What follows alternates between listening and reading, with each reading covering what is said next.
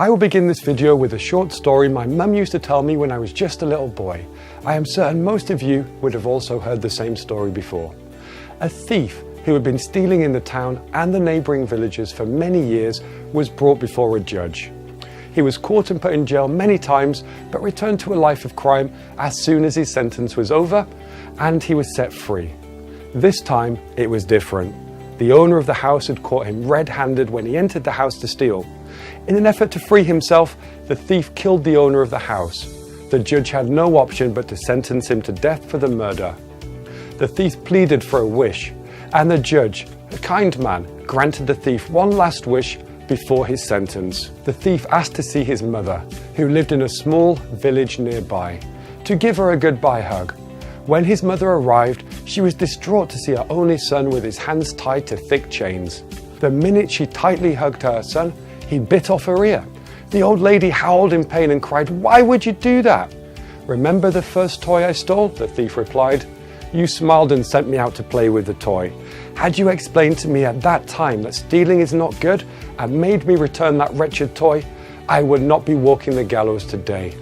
Would you agree that the criminal life he led was somewhere the fault of his upbringing too? Had his mother corrected him on the first instance of stealing, he would have lived a different and most probably a happier life. Do not get me wrong. I do not mean that all the mothers are to be blamed for the crime a man does. What I mean is as an adult, it is our responsibility to guide our children, cultivate morality and ethics, teach good values, and show them the right path. We all know that education is much more than reading, writing, arithmetic, and mastery over concepts.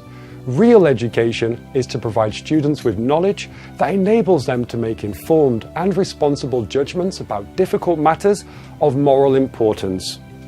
You do not just teach the kids how to light a fire, you teach them how to use that fire for good and warn them about the dangers of the same fire. This is where moral education comes in. Let's pause here and write down 3 reasons why moral education is important.